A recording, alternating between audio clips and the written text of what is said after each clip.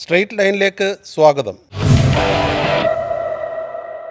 അച്ഛനുമായി ബന്ധപ്പെട്ട ഒരു കാര്യം പറയുമ്പോൾ ഞങ്ങളുടെ തൊണ്ടയ്ക്ക് കനം കൂടാതെ കണ്ണ് നിറയാതെ നമുക്ക് സംസാരിക്കാൻ പറ്റില്ല. നീ കോടിയേരി ബാലകൃഷ്ണൻ്റെ മകനായതുകൊണ്ടാണ് ഈ വേട്ടയാടലുകളൊക്കെ. ഞാനില്ലാതായാൽ ഈ വേട്ടയാടലുകളൊക്കെ നിൽക്കും. ഇപ്പോൾ എൻ്റെ സമയത്ത് ഒരു പിന്തുണ നൽകിയില്ല, അത് സത്യം തന്നെ, പിന്തുണ നൽകിയില്ല. എൻ്റെ കേസിനെ സംബന്ധിച്ചിട്ട് ഈ മയക്കുമരുന്നുമായി ബന്ധപ്പെട്ടിട്ടുള്ള കേസേ എല്ലാവരും ഇപ്പോൾ ആലോചിക്കുമ്പോൾ ഭയങ്കര ഭയപ്പാടോട് കൂടിയിട്ട് ആലോചിക്കാൻ പറ്റുന്നു. ആ ഒരു കുറ്റബോധം എനിക്കുണ്ടായിരുന്നു. ഞാൻ കാരണം ആണല്ലോ അച്ഛൻ ഇങ്ങനെ രീതിയിലേക്ക് ആവുന്നത്, അല്ലെങ്കിൽ ഇത്തരത്തിലേക്ക് ആകുന്നതൊക്കെ വലിയ സങ്കടമുണ്ട്. കേരള ക്രിക്കറ്റ് അസോസിയേഷൻ്റെ ജോയിൻറ്റ് സെക്രട്ടറി, പൊതുപ്രവർത്തകൻ, CPM അംഗം, അതിലെല്ലാം ഉപരി കേരളത്തിൻ്റെ ജനകീയനായ നേതാവും CPMൻ്റെ മുൻ സെക്രട്ടറിയുമായിരുന്ന ശ്രീ കോടിയേരി ബാലകൃഷ്ണൻ്റെ മകൻ ശ്രീ ബിനീഷ് കോടിയേരിയാണ് നമ്മുടെ ഇന്നത്തെ അതിഥി. നമസ്കാരം ശ്രീ ബിനീഷ് കോടിയേരി. നമസ്കാരം. ഇപ്പം താങ്കളുടെ മേൽ ആരോപിക്കപ്പെട്ട കുറ്റത്തിൽ നിന്നെല്ലാം വിമുക്തനായിട്ട് ഇപ്പം 3 വർഷം കഴിഞ്ഞു. എവിടെയായിരുന്നു താങ്കൾ ഈ ഒരു ഇടവേളയിൽ? ഞാനിവിടെയൊക്കെ തന്നെ ഉണ്ടായിരുന്നു. പക്ഷേങ്കിൽ കോടിയേരി ബാലകൃഷ്ണൻ ഉള്ള സമയത്ത് ബിനീഷ് കോടിയേരിയും കോടിയേരി ബാലകൃഷ്ണൻ ഇല്ലാത്ത സമയത്ത് ബിനീഷ് കോടിയേരിയും തമ്മിൽ വലിയ വ്യത്യാസങ്ങളുണ്ട്. കോടിയേരി ബാലകൃഷ്ണൻ ഉള്ള സമയത്ത് ബിനീഷ് കോടിയേരിയെ എപ്പോഴും മാധ്യമങ്ങൾക്ക് പിന്തുടരാൻ ആഗ്രഹിക്കുന്ന ഒരു വ്യക്തിത്വമായിരുന്നു. 3 വർഷത്തിന് ശേഷം അത്തരത്തിലുള്ള പിന്തുടരുകൾ ഉണ്ടായിട്ടില്ല. അതുകൊണ്ട് സ്നേഹത്തോടാണോ വൈരാഗ്യത്തോടാണോ പിന്തുടർ? അല്ല, അത് ഞാനതിൽ കോടിയേരി ലൈനാണ് പിന്തുടരുന്നത്. കോടിയേരി ലൈനിൽ പറയുമ്പോൾ എപ്പോഴും ഇപ്പോൾ രാജേഷേട്ടനൊക്കെ അറിയാം, ഞാൻ പറയുമ്പോഴത്തേക്ക് കൂടുതലായിട്ടത് മനസ്സിലാക്കാൻ പറ്റുമെന്ന് ഞാൻ വിശ്വസിക്കുന്നു. എത്ര തന്നെ വിരോധങ്ങൾ ഉണ്ടെങ്കിൽ പോലും, എത്ര തന്നെ അച്ഛൻ ആക്രമിച്ചാൽ പോലും, എത്ര രീതിയിൽ നിങ്ങൾ അച്ഛനെ ഏത് രീതിയിൽ കൊത്തിവലിച്ചാൽ പോലും ഒരു തരത്തിലുള്ള വിരോധവും മാധ്യമങ്ങളോടോ മാധ്യമപ്രവർത്തകരോടോ അച്ഛൻ വെച്ച് പുലർത്തിയിട്ടില്ല. അപ്പം അതൊക്കെ അത് അവരുടെ ജോലി, അത് അവർ ചെയ്യുന്നു എന്നുള്ള രീതിയിലാണ് അച്ഛൻ അതിനെ എല്ലാത്തിനെയും കണ്ടിട്ടുള്ളത്. ഞാനും ആ അർത്ഥത്തിൽ തന്നെയാണ് എടുക്കുന്നത്. ഇപ്പോൾ എന്നെ അങ്ങനെയാണ് ഈ പറയുന്ന പോലെ ഞാൻ ആ അർത്ഥത്തിൽ എടുക്കണമെങ്കിൽ എനിക്ക് ഏതെങ്കിലും മാധ്യമപ്രവർത്തകരോട് സൗഹാർദ്ദപരമായിട്ട് സംസാരിക്കാൻ പറ്റുമോ? അപ്പോൾ എനിക്ക് പറയാനുള്ള കാര്യങ്ങൾ എന്ത് എന്ന് പറയാൻ എനിക്ക് ഭയമുണ്ടെങ്കിൽ മാത്രമല്ലേ ഞാൻ അവരെ അഭിമുഖീകരിക്കുന്നതിൽ ഞാൻ മാറേണ്ടതുള്ളൂ. എനിക്കതിൽ കൃത്യമായിട്ട് ഉത്തരവുണ്ട്. താങ്കളിത് പറയുമ്പോൾ എൻ്റെ മനസ്സിലേക്ക് വരുന്ന ഒരു ചിത്രമുണ്ട്. അതായത് ഒരു ചെറിയ കട്ടിൽ പോലുള്ള ഒരു കട്ടിലിൽ കോടിയേരി സഖാവിനോടൊപ്പം താങ്കൾ ഇങ്ങനെ ചേർന്ന് കിടക്കുന്ന ഒരു ചിത്രം. അതൊരു വലിയ വാത്സല്യ തണൽ, അല്ലെങ്കിൽ ഒരു സ്നേഹത്തണലായിരുന്നു. അതില്ലാതായിട്ട് ഇപ്പം 4 വർഷം കഴിഞ്ഞു. എങ്ങനെ ഈ 4 വർഷങ്ങൾ കടന്നുപോയി? ഈ തുടക്കത്തിൽ തന്നെ ഭയങ്കര വൈകാരികമായിട്ടൊരു സാധനത്തിലോട്ടാണ് ഈ ഇൻ്റർവ്യൂ പോകുന്നത് എനിക്ക് തോന്നുന്നു. കാരണം എനിക്ക് തോന്നുന്നു രാജേഷേട്ടനും കൂടുതലായിട്ട് അച്ഛനുമായിട്ട് അത്രയും അടുപ്പമുള്ളൊരു മാധ്യമപ്രവർത്തനം കൂടി ആയതുകൊണ്ടായിരിക്കാം. അതൊരു ഞാൻ പറഞ്ഞില്ലേ, വല്ലാത്തൊരു ശൂന്യത. നമുക്കൊരു ഇപ്പം എനിക്കും ചേട്ടനും അമ്മയ്ക്കും ഒക്കെ മാത്രമായിരിക്കുമല്ലോ എല്ലാ ദിവസവും അത്തരത്തിലുള്ള എന്ത് കാര്യം പറയുമ്പോഴും അച്ഛനുമായി ബന്ധപ്പെട്ട ഒരു കാര്യം പറയുമ്പോൾ ഞങ്ങളുടെ തൊണ്ടയ്ക്ക് കനം കൂടാതെ കണ്ണ് നിറയാതെ നമുക്ക് സംസാരിക്കാൻ പറ്റില്ല. അതൊരു വസ്തുതയാണ്. അതിൻ്റെ കാരണം എന്ന് പറയുന്നത് അച്ഛൻ ഞങ്ങൾക്ക് എന്തുമാത്രം വിലപ്പെട്ടതായിരുന്നു എന്നുള്ളതും അച്ഛൻ ഞങ്ങൾ എത്രമാത്രമായിരുന്നു ചേർത്ത് പിടിച്ചത് എന്നുള്ളതിനെ സംബന്ധിച്ചിട്ടും എത്തരത്തിലാണ് അച്ഛനൊരു പ്രശ്നങ്ങളൊക്കെ വരുമ്പോൾ അച്ഛൻ ഒരിക്കലും ഞങ്ങളെ തള്ളിക്കളഞ്ഞിട്ടില്ല. അതെന്തുകൊണ്ടാണെന്നുള്ളത് അച്ഛൻ തന്നെ വിശദീകരിച്ചിട്ടുണ്ട്. ഞാൻ ജയിലിൽ നിന്ന് ഇറങ്ങിയതിന് ശേഷം അച്ഛൻ പറഞ്ഞൊരു വല്ലാത്തൊരു വാചകമുണ്ട് സംസാരിക്കുന്നതിൻ്റെ ഇടയ്ക്ക്. നീ കോടിയേരി ബാലകൃഷ്ണൻ്റെ മകനായതുകൊണ്ടാണ് ഈ വേട്ടയാടലുകളൊക്കെ.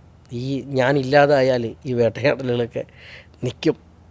ആ പ്രവചനം ഏറെക്കുറെ ശരിയായല്ലോ. അല്ല, അത് ഞാനല്ലല്ലോ പറയേണ്ടത്. അതെന്തായിരുന്നു എന്നുള്ളത് മാധ്യമ സമൂഹങ്ങളും ആളുകളും അല്ലേ വിലയിരുത്തേണ്ടത്. അത് ഈ പറയുന്ന പോലെ അതങ്ങനെയാണ്. അച്ഛൻ പറഞ്ഞ കാര്യങ്ങൾ ഇപ്പം നമ്മൾ ഇതിൻ്റെ അകത്ത് അച്ഛനായിട്ട് ബന്ധപ്പെട്ട് നിൽക്കുന്ന സമയത്ത് ഞങ്ങൾ ഇത്തരത്തിൽ ആക്രമിക്കും. അതൊക്കെ അച്ഛനോടുള്ള വിരോധം കൊണ്ടാണ് എന്ന് പറയുമ്പം നീ കോടിയേരിയുടെ മകനായിട്ട് പിറന്നു പോയത് കൊണ്ടാണ് എന്ന് പറഞ്ഞ വാചകം പറയുമ്പോൾ ഞാൻ അച്ഛനെ ഉടനെ തന്നെ എനിക്ക് അങ്ങനൊരു 1-2 അവസരങ്ങളെ ജീവിതത്തിൽ ഉണ്ടായിട്ടുണ്ടായുള്ളൂ. അങ്ങനെയൊരു രീതിയിലോട്ട് ഞാൻ പെട്ടെന്ന് കയറി അച്ഛൻ അങ്ങനെ പറയല്ലേ എന്ന് പറഞ്ഞിട്ട് കെട്ടിപ്പിടിക്കുന്ന രീതിയിലാണ് ഉണ്ടായിട്ടുണ്ടായിരുന്നു. അതിൽ എത്രമാത്രം ഡെപ്ത് ഉണ്ടായിട്ടുണ്ടെന്നുള്ളതാണ്. കാരണം അത്രയും പ്രശ്നങ്ങളുണ്ടായാൽ പോലും അത് അച്ഛനത് അതറിയാവുന്ന ഏറ്റവും പ്രധാനപ്പെട്ട ഒരാൾ അച്ഛനാണ്. ഈ പ്രശ്നങ്ങളൊക്കെ ഉണ്ടാകുന്നത് ഞങ്ങൾ കാരണം അല്ല, ഇത് അച്ഛനെ ഈ പറയുന്ന പോലെ ആണെന്നുള്ളതിൻ്റെ ഏറ്റവും വലിയ തെളിവാണ് ഈ കഴിഞ്ഞുകൊണ്ടിരിക്കുന്ന 4 വർഷം. അങ്ങനെ ഉണ്ടെങ്കിൽ ഈ 4 വർഷവും ഞങ്ങൾക്കെതിരായിട്ട് എന്തെങ്കിലും പറയണം. ഞങ്ങൾക്ക് ഈ 4 വർഷമെതിരായിട്ട് ഞാൻ നേരത്തെ പറഞ്ഞതുപോലെ ഞങ്ങളെ പിന്തുടരാൻ ആഗ്രഹിക്കാത്തവർ എല്ലാം അങ്ങനെയാണല്ലോ ഇപ്പം നടന്നുകൊണ്ടിരിക്കുന്നത്. പിന്നെ ഇപ്പോൾ സ്വാഭാവികമായിട്ടും ഞാൻ പൊതുപ്രവർത്തന രംഗത്ത് ഇടപെട്ട് നിൽക്കുന്നത് കൊണ്ട് ഞാൻ പറയുന്ന പോലെ ഞാൻ സജീവമായിട്ട് സമൂഹത്തിൽ ഇടപെട്ട് നിൽക്കുന്നത് കൊണ്ട് പറയുന്ന കാര്യങ്ങളെ സംബന്ധിച്ചിട്ട് ആളുകൾക്ക് അത്തരത്തിലുള്ള ചർച്ചകൾ ഉണ്ടാകുമ്പോൾ എന്നെ ബന്ധപ്പെടുന്നു എന്നുള്ളത് മാത്രമേ ഉള്ളൂ. ആ ഒരു ചിത്രം ഒരു പക്ഷേ ജീവിതത്തിലെ പല അവസരങ്ങളിലും ഉണ്ടായിട്ടുള്ള അത്തരം ഒരു സന്ദർഭങ്ങളുടെ ഒരു ചിത്രം മാത്രമായിരിക്കും. ഞാൻ അദ്ദേഹത്തിൻ്റെ പല ചിത്രങ്ങളും കണ്ടിട്ടുണ്ട്. കൊച്ചുമക്കളോടൊപ്പം ഇങ്ങനെ കട്ടിലിൽ ഇങ്ങനെ കെട്ടിപ്പിടിച്ച് കിടക്കുന്നതും എല്ലാം അത്രയും വാത്സല്യം തന്നൊരു അച്ഛനല്ലായിരുന്നു. പൂർണ്ണമായിട്ടും അത്രയും എന്താ പറയണ്ടേ, ഞാൻ പറഞ്ഞില്ല, എന്ത് തന്നെ പ്രശ്നങ്ങളുണ്ടായാലും നമ്മൾ പ്രതീക്ഷിക്കുന്ന അയ്യോ ഞങ്ങൾ കാരണം ഇങ്ങനെയൊക്കെ അച്ഛന് കേൾക്കേണ്ട ഞങ്ങൾ വല്ലാത്തൊരു മാനസികാവസ്ഥയിൽ നിൽക്കുന്ന സമയത്ത് പോലും അച്ഛൻ നമ്മളെ ആശ്വസിപ്പിക്കുക ചെയ്യുക. അച്ഛൻ ഞങ്ങളെ ചേർത്ത് നിർത്തുക ചെയ്യുക. അതായിരുന്നു ഞങ്ങളുടെ എല്ലാവരുടെയും ധൈര്യം, അതായിരുന്നു ഞങ്ങളുടെ എല്ലാവരുടെയും. പിന്നെ അച്ഛനൊരു പുഞ്ചിരിച്ചോടുകൂടി എപ്പോഴും പറയുന്ന ഒരു വാചകം, വരട്ടെ നോക്കാം. ഇതാണ് അച്ഛൻ്റെ എപ്പോഴുമുള്ളൊരു വാചകം. ഇതാണ് അതില്ലല്ലോ. അതെല്ലാം നഷ്ടപ്പെട്ടു, എല്ലാം തകർന്നു നിൽക്കുന്നു.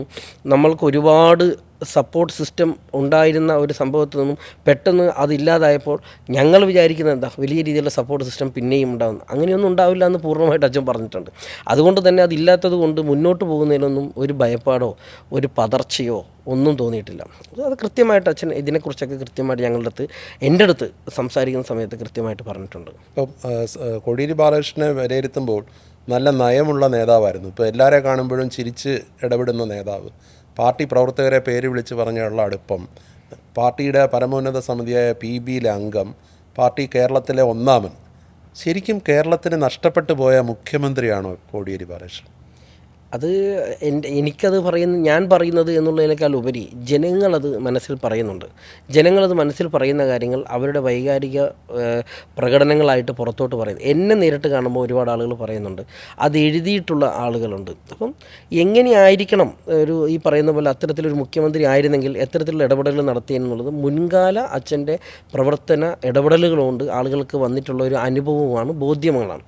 അപ്പോൾ ആ ബോധ്യത്തിൽ നിൽക്കുന്ന ഒരു സമയത്ത് അവർക്ക് അത്തരത്തിലേക്കുള്ള ഒരു രീതിയിലാകുമെന്ന് വിചാരിച്ചിരുന്ന ഒരാൾ നഷ്ടപ്പെട്ടതിൻ്റെ വേദന അർത്ഥത്തിൽ ജനങ്ങൾക്കിടയിൽ, പാർട്ടി സഖാക്കൾക്കിടയിൽ വലിയ രീതിയിലുണ്ട് എന്നുള്ളതാണ് പുതിയ വന്നുകൊണ്ടിരിക്കുന്ന കാലഘട്ടത്തിലെ ഓരോരുത്തരുടെ പ്രതികരണങ്ങൾ, അവരുടെ സങ്കടങ്ങൾ ഒക്കെ ഞങ്ങളുടെ മുന്നിൽ കാണിച്ചു തരികയും ഞങ്ങളുടെ അടുത്ത് വിളിച്ചു പറയുകയും ഞങ്ങൾ പോകുന്ന സ്ഥലങ്ങളിൽ പലരും അത് പങ്കുവെക്കുകയും ചെയ്യുന്നത്. ഇപ്പം ഞാൻ ഇതുപോലൊരു ഇൻ്റർവ്യൂവിൽ DGP ആയിരുന്ന സന്ധ്യ IPSനോട് ചോദിച്ചിരുന്നു, കേരളം കണ്ട ഏറ്റവും നല്ല ആഭ്യന്തരമന്ത്രി ആരായിരുന്നു?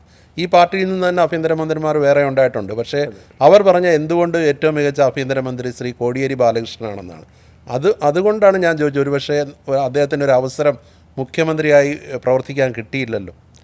അത് ഞങ്ങൾക്ക് അത്തരത്തിലൊരു മുഖ്യമന്ത്രിയായി കാണണം എന്നുള്ള ഞങ്ങളുടെ ആഗ്രഹത്തിനേക്കാൾ ഉപരി അത് ഞങ്ങളുടെ ആഗ്രഹത്തിൽ നിന്നുള്ളതിനേക്കാളും മുകളിൽ നിൽക്കുന്നത് ജനങ്ങൾക്ക് അത്തരത്തിലേക്ക് കിട്ടിയില്ലല്ലോ എന്ന് ജനങ്ങൾ പറയുന്ന ആ ഒരു ദുഃഖത്തെയാണ്.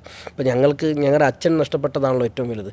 അച്ഛൻ മുഖ്യമന്ത്രിയാകുന്നതോ അച്ഛൻ മന്ത്രിയാകുന്നതോ അച്ഛനൊരു സ്ഥാനത്തെത്തുന്നതോ എന്നുള്ളതല്ലല്ലോ ഞങ്ങളെ സംബന്ധിച്ചിട്ട് ഏറ്റവും വലിയ. അച്ഛൻ ഞങ്ങളുടെ കൂടെ ഇല്ല എന്നുള്ളതാണ് ഞങ്ങളെ സംബന്ധിച്ചിട്ടുള്ള ഏറ്റവും വലിയ നഷ്ടം എന്ന് പറയുന്നത്. പക്ഷേ ജനങ്ങൾ, പാർട്ടി പാർട്ടി നേതാക്കളായിട്ടുള്ള ആളുകൾ എല്ലാവർക്കും ഉണ്ടായിട്ടുള്ള ഏറ്റവും വലിയ ദുഃഖവും ഈ പറയുന്ന അകാലത്തിൽ അച്ഛൻ വിട്ടുപോയപ്പോൾ വന്നിരിക്കുന്ന ശൂന്യതയാണ്.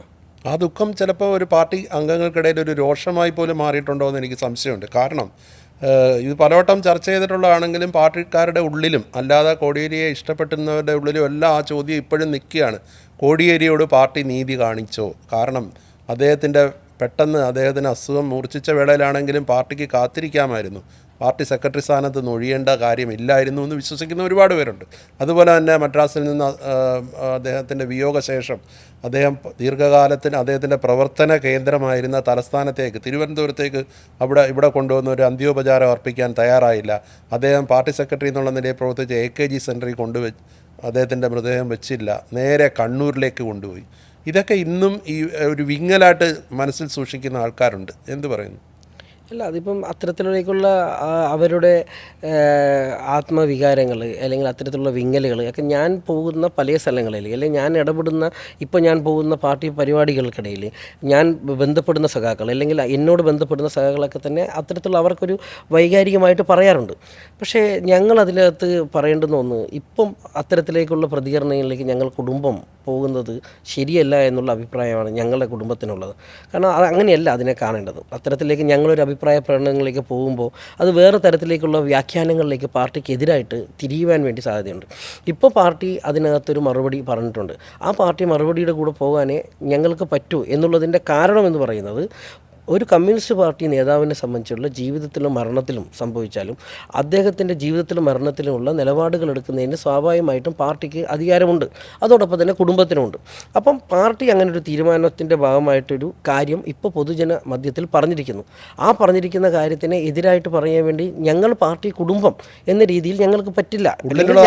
പാർട്ടി അച്ചടക്കം പാലിച്ച് പറയുകയാണോ? അല്ല, ഇതൊരു കേഡർ സിസ്റ്റത്തിൽ നിന്നുള്ള പാർട്ടിയല്ലേ. ഇപ്പം ഞാനായാലും അമ്മയായാലും എൻ്റെ ചേട്ടനായാലും ആരായാലും ഞങ്ങളെല്ലാവരും പാർട്ടി കുടുംബമാണ്. പാർട്ടി കുടുംബത്തിലുള്ള ആളുകൾക്ക് കേഡർ സിസ്റ്റത്തിൽ പാർട്ടി അംഗമായിട്ടുള്ളെങ്കിൽ അല്ലെങ്കിലും എന്നുള്ളതൊന്നുമല്ല. അപ്പം പാർട്ടി കുടുംബമായിട്ട് നിൽക്കുന്ന ആളുകൾ പാർട്ടി രീതിക്കനുസരിച്ചും പാർട്ടി പറയുന്നതിനനുസരിച്ചും സഞ്ചരിക്കേണ്ടി വരും. ഇപ്പം ഞങ്ങൾക്ക് ചിലപ്പം എതിരായിട്ടുള്ള അഭിപ്രായങ്ങൾ എന്തെങ്കിലും ഉണ്ടെങ്കിൽ ആ എതിരായിട്ടുള്ള അഭിപ്രായം ഞങ്ങൾ പറയേണ്ടത് പാർട്ടിക്കകത്ത് നേതൃത്വത്തിനോടാണ്, അല്ലെങ്കിൽ പാർട്ടി കമ്മിറ്റികൾ ഞങ്ങൾക്കുണ്ട്. പാർട്ടിയെ ഭയമുണ്ടോ? പാർട്ടിയുടെ അടുത്ത് ഒരിക്കലും ഭയമല്ലല്ലോ. അതാണ് കമ്മ്യൂണിസ്റ്റ് പാർട്ടിയുടെ അടുത്ത് ഭയമല്ലല്ലോ, സ്നേഹമല്ലേ. പാർട്ടിയുടെ അടുത്ത് എപ്പോഴും സ്നേഹമാണ്. ആ സ്നേഹമുള്ളത് കൊണ്ടല്ലേ നമുക്കിതിൻ്റെ അകത്ത് തന്നെ നിൽക്കണം. ആ സ്നേഹം, ഈ സ്നേഹം എന്നുള്ള സാധനമൊക്കെ ഉണ്ടാവുന്നതാണല്ലോ ഈ കോംറേഡ്ഷിപ്പ് എന്ന് പറയുന്നത്. അതിന് ഒരു ഭംഗം പറ്റിയാൽ മാത്രം, ഇതിനൊക്കെ വിഘാതമായി നിൽക്കുന്ന എന്തെങ്കിലും കാര്യങ്ങൾ ഉണ്ടായാൽ മാത്രമല്ലേ നമ്മൾ മാറി ചിന്തിക്കേണ്ടുന്ന കാര്യങ്ങളുള്ളൂ. ഇപ്പോൾ അറ്റ് പ്രസൻറ്റ് അത്തരത്തിലുള്ള ഒരു ചിന്തകളിലേക്കും പോകേണ്ട കാര്യമില്ല. ഇപ്പം അമ്മ ശ്രീമതി വിനോദിനി ബാലകൃഷ്ണൻ പറയുകയുണ്ടായി, ഇപ്പോൾ പാർട്ടി നേതൃത്വത്തിലുള്ള PB അംഗമായിട്ടുള്ള ഒരു മുതിർന്ന നേതാവ് വിളിച്ചാൽ ഫോൺ പോലും എടുക്കാറില്ല, പാർട്ടി തിരിഞ്ഞു നോക്കാറില്ല, എനിക്ക് ആരെയും ഭയപ്പെട്ട് കാര്യങ്ങൾ പറയേണ്ട അവസ്ഥയില്ല. അത് പറയേണ്ട ഒരു സാഹചര്യം വന്നത് ഇത്തവണ കണ്ണൂരിൽ നിന്ന് തിരഞ്ഞെടുക്കപ്പെട്ട ശ്രീ TK ഗോവിന്ദൻ അദ്ദേഹത്തിൻ്റെ ഭാര്യാസമേതം കോടിയേരി ബാലകൃഷ്ണൻ്റെ വസതിയിലെത്തുകയും അതിനെ തുടർന്നുണ്ടായ ഒരു പ്രതികരണത്തിലൂടെയാണ്. ആ രീതിയിൽ പാർട്ടിയുടെ ഒരു കരുതൽ ഈ കുടുംബത്തിനുണ്ടായിട്ടുണ്ടോ? അല്ല, പാർട്ടിയുടെ കരുതൽ കുടുംബത്തിലുണ്ടെങ്കിലും ഇല്ലെങ്കിലും ഞങ്ങൾ ഈ പാർട്ടിയുടെ ഒപ്പം സഞ്ചരിക്കും. പാർട്ടിയുടെ ഒരു കരുതലുണ്ടായില്ല എന്നുള്ളത് കൊണ്ട് ഈ പാർട്ടിയുടെ അടുത്ത് വിട്ടുപോകുക എന്നുള്ള സംവിധാനമൊന്നും ഞങ്ങൾ സ്വീകരിക്കില്ല. ഞങ്ങൾക്ക് പാർട്ടിയുടെ അടുത്ത് എന്തെങ്കിലും പറയാനുണ്ട്, ഇപ്പോൾ അമ്മയ്ക്ക് എന്തെങ്കിലും കാര്യം പറയാനുണ്ടെങ്കിൽ ആ പ്രത്യേകിച്ചുള്ള നിങ്ങൾ പറഞ്ഞിരിക്കുന്ന ഗോവിന്ദൻ മാഷ് വന്ന ആ കോൺടെസ്റ്റ്, ആ വന്നിരിക്കുന്ന കോൺടെസ്റ്റിൻ്റെ സമയത്തുള്ള ചില വിഷയങ്ങളെ സംബന്ധിച്ചിട്ടാണ് ഉണ്ടായിട്ടുള്ളത്. അതെന്താണ് എന്നുള്ളതിനെ സംബന്ധിച്ച് ഞങ്ങൾ നേതൃത്വത്തോട് വളരെ കൃത്യമായിട്ട് വിശദീകരിച്ചിട്ടുണ്ട്. നേതൃത്വത്തോട് എന്താണ് ആ പറയാനുണ്ടായിരുന്ന സാഹചര്യം എന്ന് കൃത്യമായിട്ട് ഞങ്ങൾ പറഞ്ഞിട്ടുണ്ട്. നേതൃത്വം എന്ന് പറയുമ്പോൾ പാർട്ടി സെക്രട്ടറിയാണ് പാർട്ടിയുടെ മുഖം. ആണ്.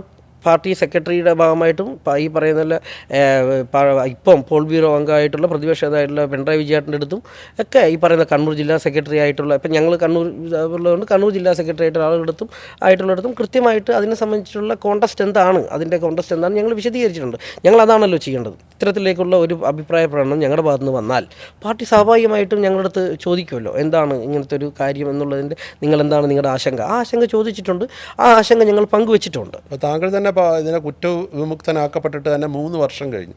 പക്ഷേ പാർട്ടി മെമ്പർഷിപ്പിലേക്ക് തിരിച്ചു വരാൻ ഒരുപാട് വൈകിയില്ലേ? അല്ല, അതൊക്കെ സ്വാഭാവികമായിട്ടും പാർട്ടിയുടെ ഓരോ പ്രോസസ്സല്ലേ. അത് പാർട്ടിയുടെ ഭാഗമായിട്ട് നിൽക്കുന്ന ഒരു ഇപ്പം അതിനെ സംബന്ധിച്ചിട്ടും പാർട്ടി സംസ്ഥാന സെക്രട്ടറി ഗോവിന്ദൻ മാഷ് കൃത്യമായിട്ട് പറഞ്ഞിട്ടുണ്ട്. അല്ലാതെ പക്ഷേ പിണറായി വിജയൻ ഇടപെട്ടിട്ടാണ് തന്നെന്നൊരു വാദം കേട്ടായിരുന്നു.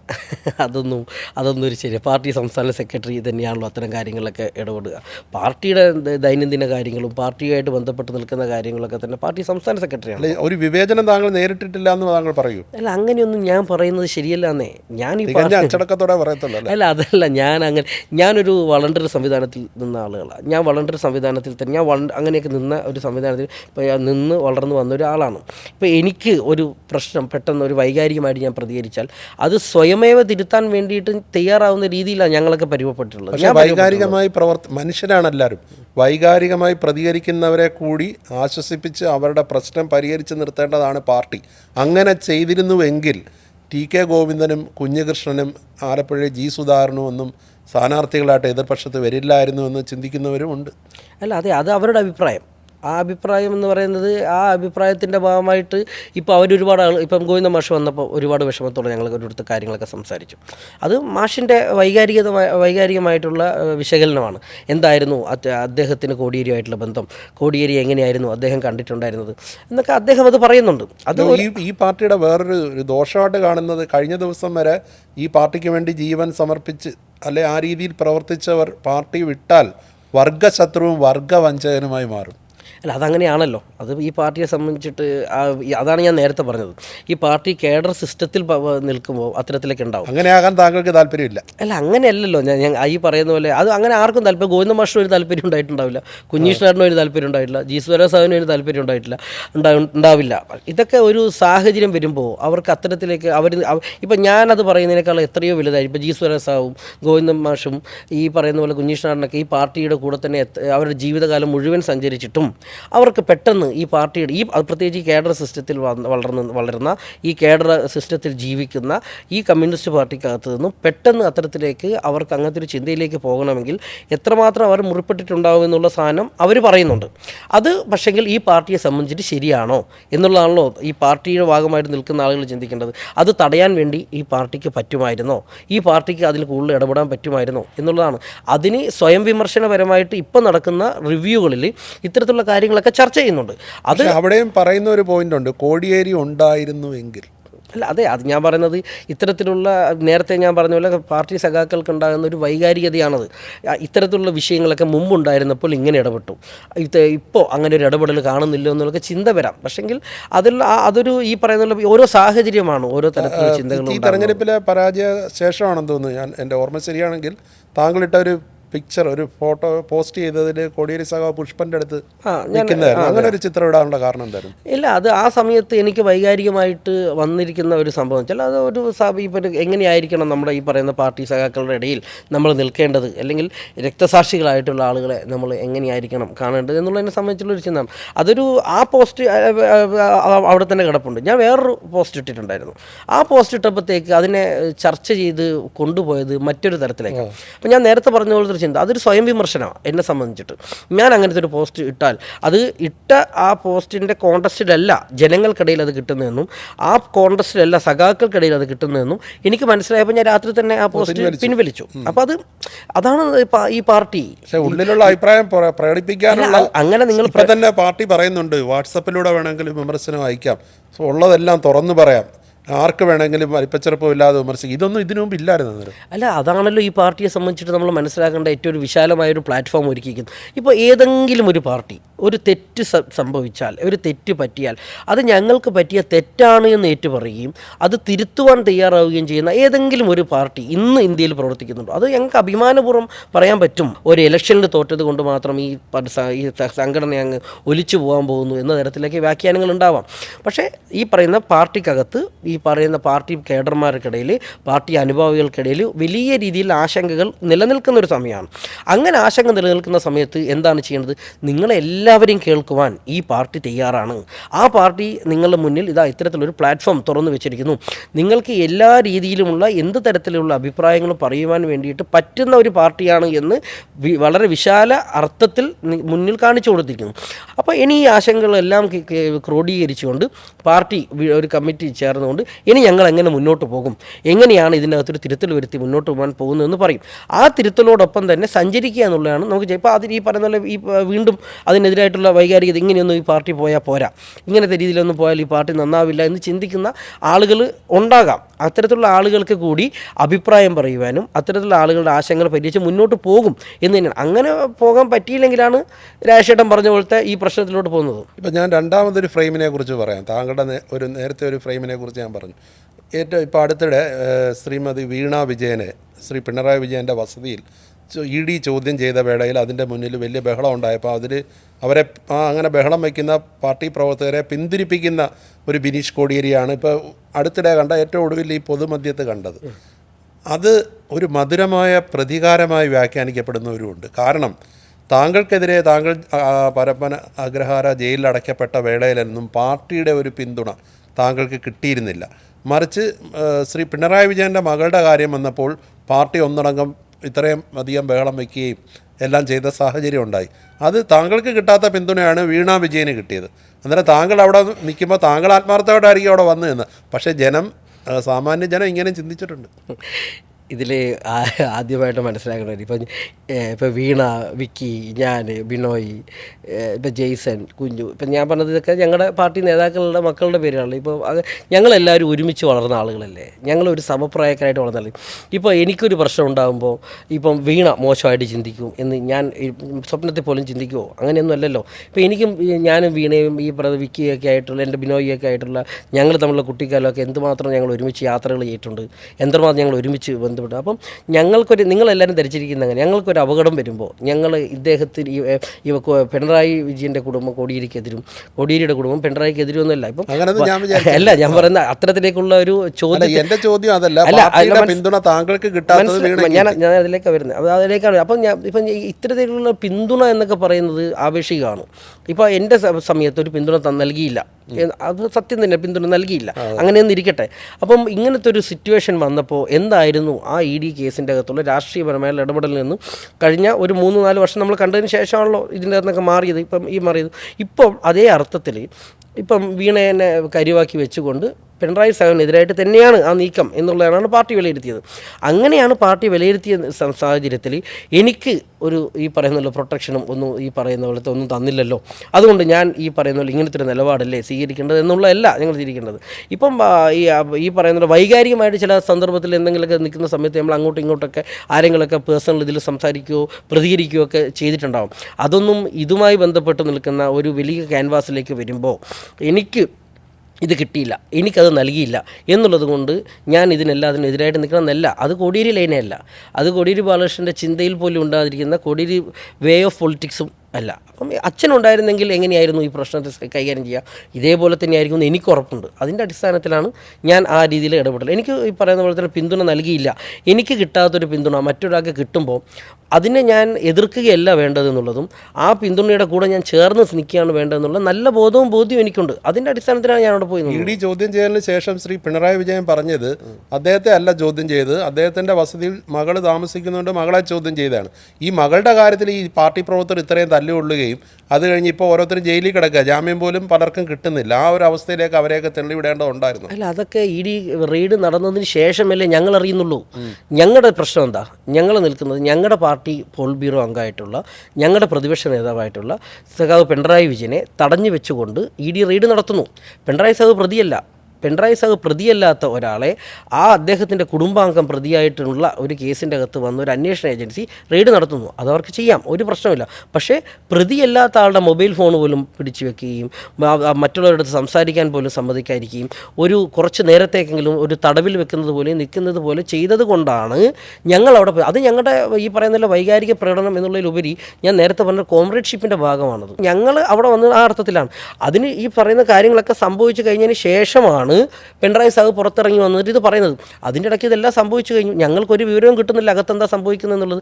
അതുകൊണ്ട് സംഭവിച്ച കാര്യങ്ങളാണ്. ഇപ്പം തന്നെ പണ്ടത്തെ പോലല്ല. ഇപ്പോൾ ഈ ഗവൺമെൻറ് അധികാരത്തിൽ വന്നിട്ട് 1 മാസം കഴിഞ്ഞതേ ഉള്ളൂ. അന്നേരം ഈ SFIക്കാർ റോഡിലിറങ്ങി സമരം നടത്തുന്നുണ്ട്. സമരം ഒന്നും കേരളത്തിൽ പുതിയ കാര്യമൊന്നുമല്ല. പക്ഷേ ടു എയർലി, വളരെ നേരത്തെ ആയിപ്പോയി എന്നുള്ളൊരു വിമർശനമുണ്ട്. മാത്രമല്ല ഈ ജാഥയിൽ വന്ന് കല്ലെറിഞ്ഞ് അല്ലെങ്കിൽ പോലീസിൻ്റെ ക്രൂരമായ മർദ്ദനം നേരിട്ട് അവരുടെ ജീവിതം മൊത്തം ഈ തൊലഞ്ഞു പോകുന്ന രീതിയിലേക്കുള്ള പ്രവർത്തനങ്ങളിലേക്കൊക്കെ ഇനിയും പോകേണ്ടതുണ്ടോ എന്ന് ചിന്തിക്കുന്നുണ്ട്.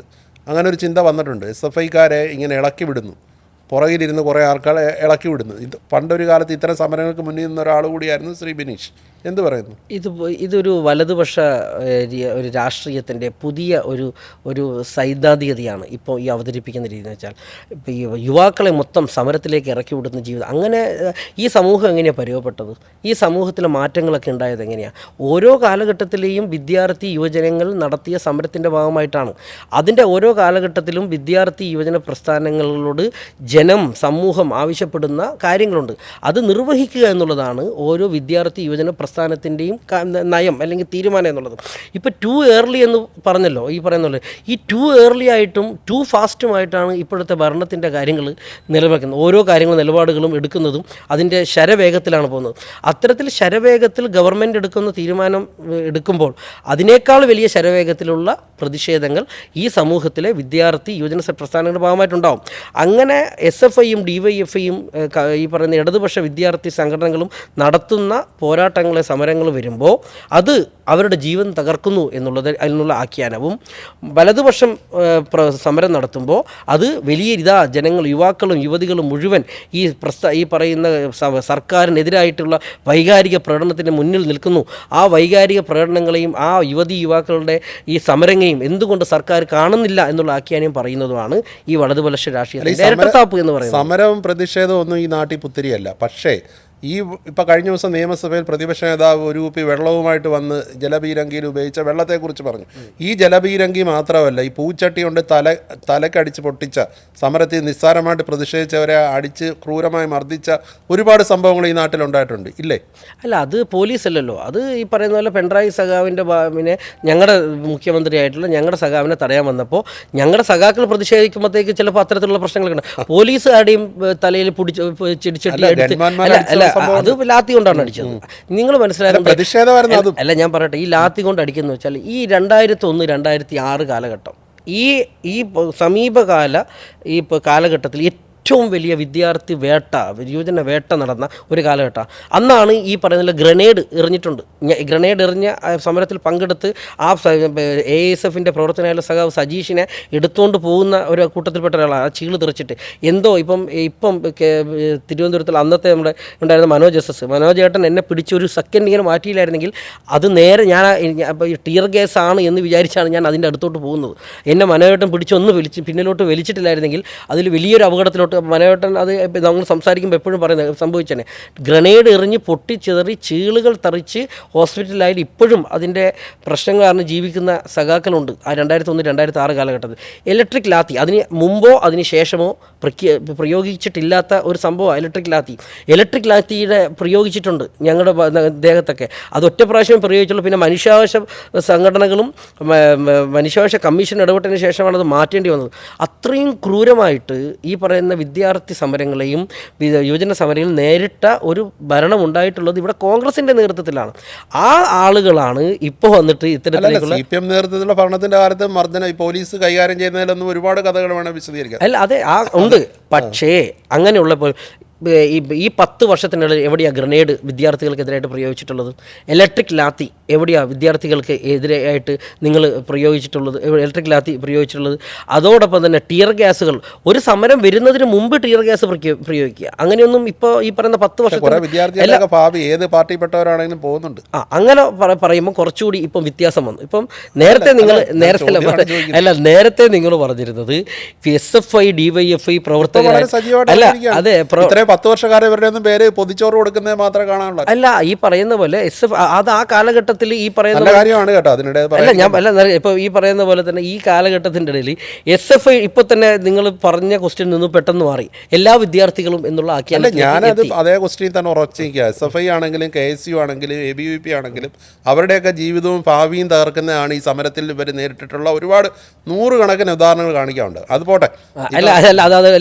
ഞാനൊരു അത് പറയുമ്പോൾ വിശദീകരിക്കാൻ, ഇപ്പോൾ SFI ആണെങ്കിലും KSU ആണെങ്കിലും ASF ആണെങ്കിലും ABVP ആണെങ്കിലും വിദ്യാർത്ഥി സംഘടനകളും യുവജന സംഘടനകളും സമരം, ഏത് സമരം ആയിക്കോട്ടെ, ഇപ്പോൾ ഞങ്ങൾക്ക് ഈ പറയുന്ന ഞാൻ എടുക്കുന്ന രാഷ്ട്രീയ പ്രസ്ഥാനത്തിന് എതിരായിട്ട് നിൽക്കുന്ന സമരം ആയിക്കോട്ടെ, ഇപ്പോൾ ഞങ്ങൾ നടത്തുന്ന സമരമല്ല, വിദ്യാർത്ഥി പ്രസ്ഥാനങ്ങളും യുവജന പ്രസ്ഥാനങ്ങളും ഒരു സമൂഹത്തിൽ നടക്കുന്ന പ്രശ്നങ്ങളിൽ ഇടപെടുക എന്നുള്ളത് ആ പ്രസ്ഥാനത്തിൻ്റെ ഉത്തരവാദിത്തമാണ്.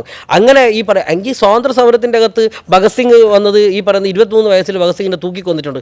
ഭഗത് സിംഗ് എന്തിന് ഈ പറയുന്ന ആവശ്യമില്ലാത്ത കാര്യത്തിന് പോയെന്ന് ഇപ്പൊ നിങ്ങൾ പറയൂ? താങ്കളെ പോലെ 1-2 പേരെ മാറ്റി നിർത്തിയാൽ പൊതുജനം ചോദിക്കുന്ന മറ്റൊരു ചോദ്യം കൂടെ ഉണ്ട്. നേതാക്കന്മാരുടെ മക്കൾക്കൊന്നും പറ്റുന്നില്ലല്ലോ. അല്ല, അതൊക്കെ കുറേ ഈ പറയുന്ന ആവേശമായ ചിന്തകളാണ്. ഞാൻ അതിലൊന്നും എനിക്ക് പറയാൻ പറ്റുന്നത് എന്താ, ഞാൻ ഇടപെട്ട് നിൽക്കുന്ന ഈ സമൂഹത്തിൽ ഞാൻ ഇടപെട്ട് നിൽക്കുന്നുണ്ട്.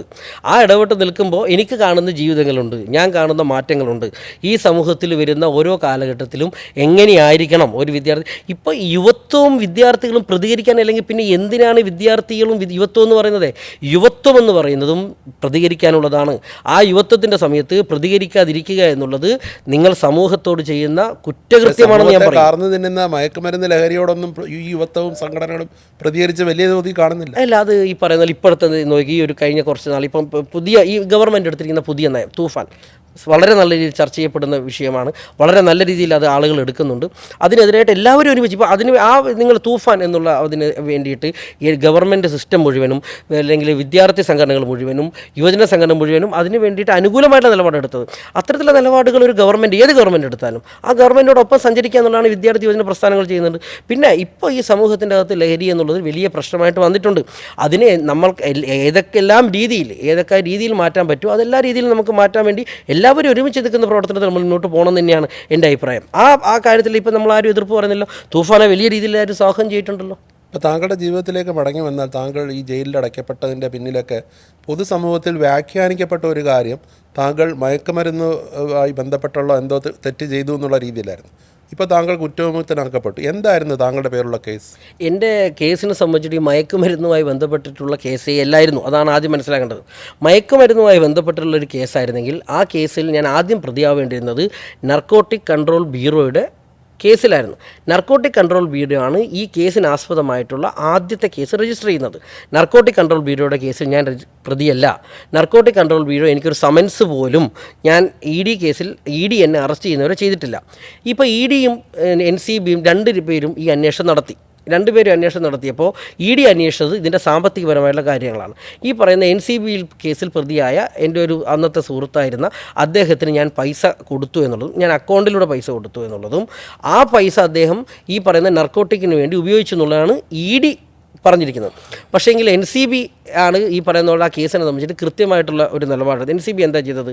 ഞാൻ കൊടുത്ത പൈസ എന്തിനു വേണ്ടി ഉപയോഗിച്ചു എന്നുള്ളത് അവരന്വേഷിച്ചു.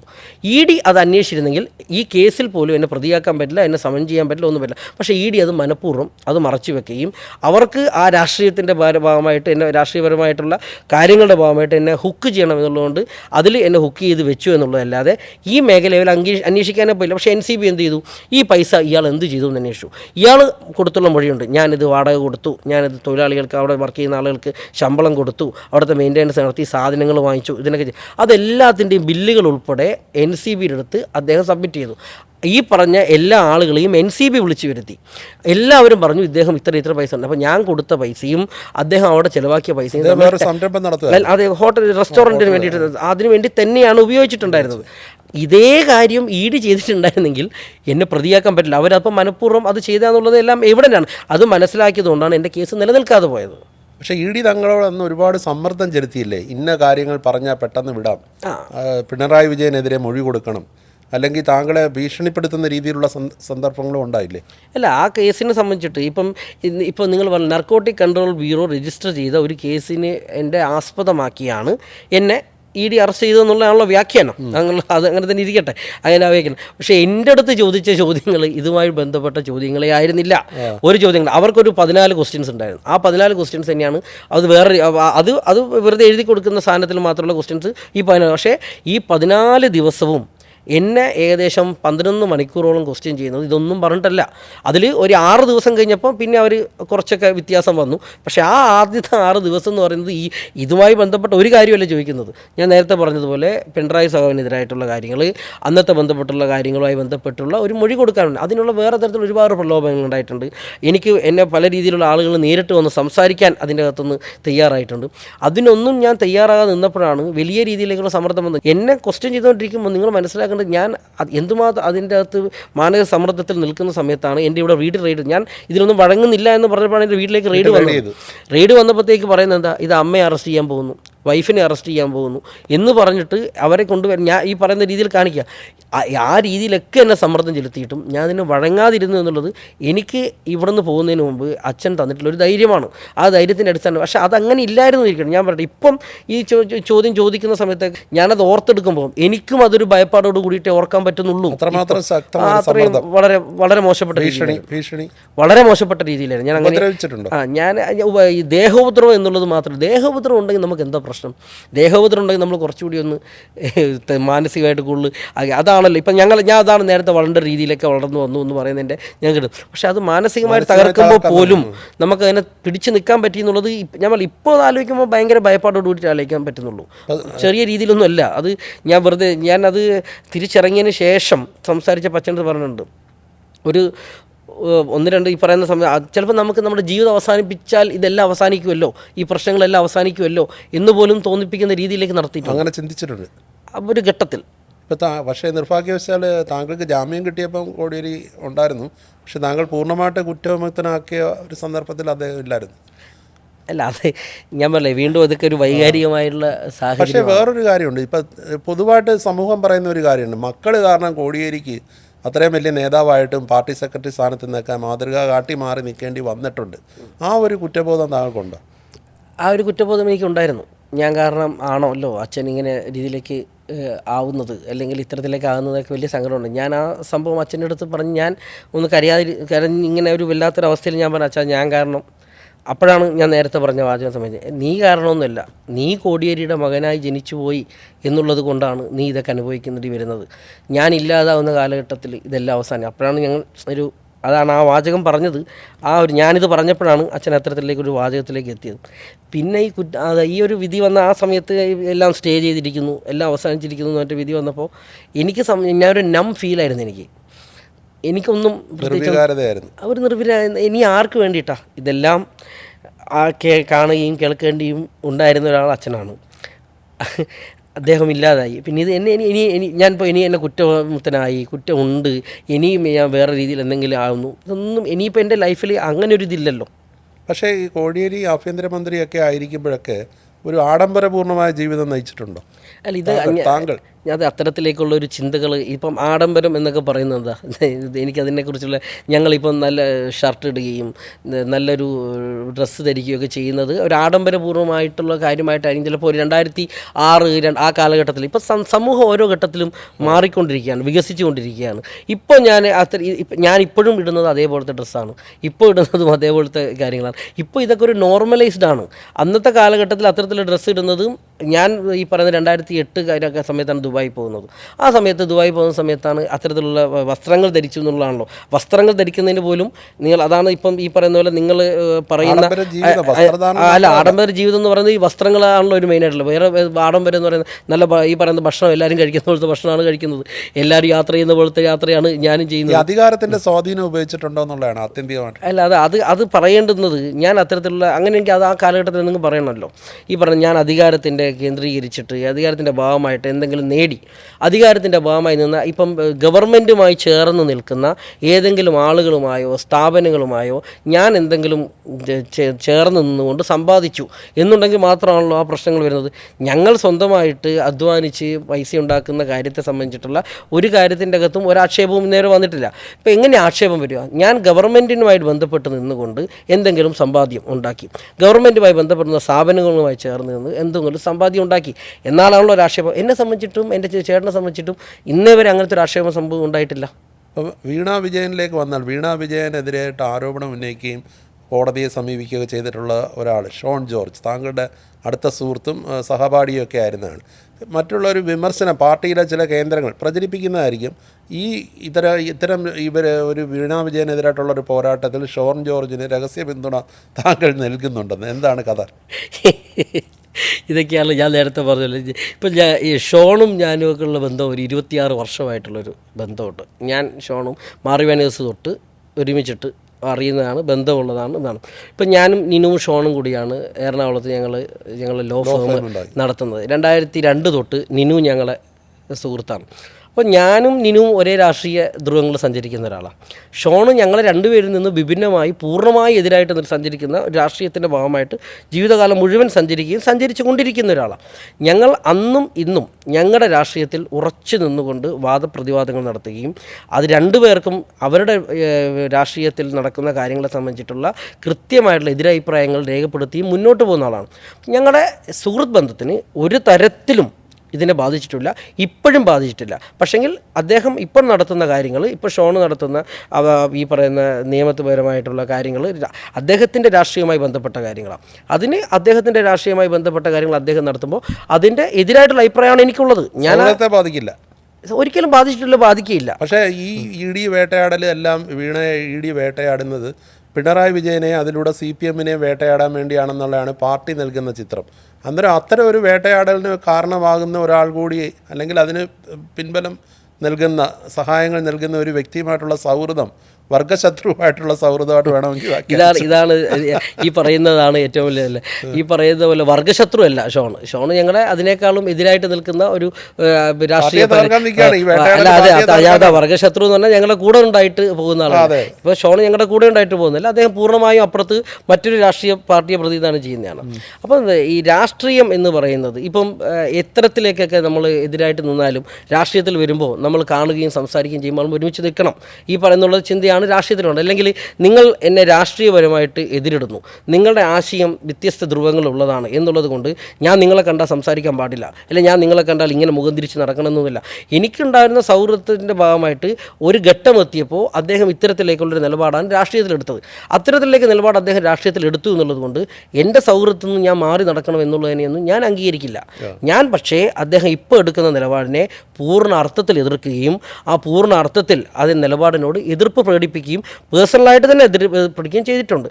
പബ്ലിക്കലിയും ഞാൻ എതിർപ്പ് പ്രകടിപ്പിക്കുന്നതുകൊണ്ടാണ് ഞാൻ ആ ED റെയ്ഡ് നടന്നപ്പോൾ ഞാൻ അതിൻ്റെ കൂടെയല്ല, ഞാൻ ഈ പറയുന്ന എൻ്റെ പാർട്ടിയുടെ ഭാഗമായിട്ട് നിൽക്കുന്ന എൻ്റെ പാർട്ടി നേതാവിൻ്റെ ഭാഗമായിട്ട് നിങ്ങൾ നടത്തുന്ന ഈ രാഷ്ട്രീയ പോരാട്ടത്തിന് എതിരായിട്ടാണ് ഞാൻ നിൽക്കുന്നതെന്ന് ബോധ്യപ്പെടുത്താൻ കൂടി വേണ്ടിയിട്ടാണ് ഞാൻ അന്നോടെ പോയി നിന്നത്. ഇപ്പോൾ ക്രിക്കറ്റ് സിനിമ അത് ആ മേഖലയിൽ എങ്ങനെയുണ്ട്? ഇപ്പം ഞാനിപ്പം കേരള ക്രിക്കറ്റ് അസോസിയേഷൻ്റെ ജോയിൻറ്റ് സെക്രട്ടറിയാണ്. ഇതിപ്പം 4ാമത്തെ വർഷം കഴിഞ്ഞു.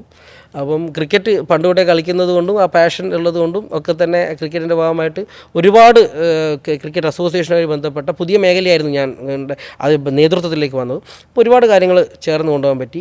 വിമൻ ചാർജും ജൂനിയർ ചാർജുമാണ് എനിക്ക് സെക്രട്ടറി പറയുന്ന കാര്യങ്ങൾ നിർവഹിക്കുക എന്നുള്ളതാണ് ജോയിൻറ്റ് സെക്രട്ടറിയുടെ ഉത്തരവാദിത്വം. അപ്പോൾ സെക്രട്ടറി എനിക്ക് ആ 2 ഉത്തരവാദിത്തങ്ങളും തന്നതുകൊണ്ട് ആ ഉത്തരവാദിത്തങ്ങൾ നിർവഹിച്ച് മുന്നോട്ട് പോകുക എന്നുള്ളതാണ്. സിനിമാ താരങ്ങളുടെ ക്രിക്കറ്റ് ലീഗ് അതൊക്കെ CCL-ലും ഇപ്പം ഉണ്ട്. കഴിഞ്ഞ വർഷം കളിച്ചിരുന്നു, ഇനി ഈ സീസണിലും ഉണ്ടാവും. ഞങ്ങൾ കഴിഞ്ഞ വർഷം സെമി വരെ എത്തിയ ടീമാണ്. CCL വളരെ നന്നായിട്ട് മുന്നോട്ട് പോകുന്ന ഒരു രീതിയിലേക്ക് കേരള സ്ട്രൈക്കേഴ്സ് ഉണ്ണി മൂന്തനായിരുന്നു ക്യാപ്റ്റൻ. ഉണ്ണി കുറച്ചുകൂടി ഒരു ഇൻവോൾവ് ആണ് ഇതിൻ്റെ അകത്ത്, കുറച്ചുകൂടി ഇൻവോൾവ് ആയി നിൽക്കുന്നതുകൊണ്ട് തന്നെ കുറച്ചുകൂടി മെച്ചപ്പെട്ട ടീമായിട്ട് ഞങ്ങൾക്ക് വളർന്നു വരുവാൻ സാധിച്ചിട്ടുണ്ട്. ഇപ്പോൾ ആ CCL-നകത്ത് വലിയൊരു ബോണ്ട് ഞങ്ങൾ പ്ലെയേഴ്സ് എല്ലാവരും തമ്മിൽ ഉണ്ട്.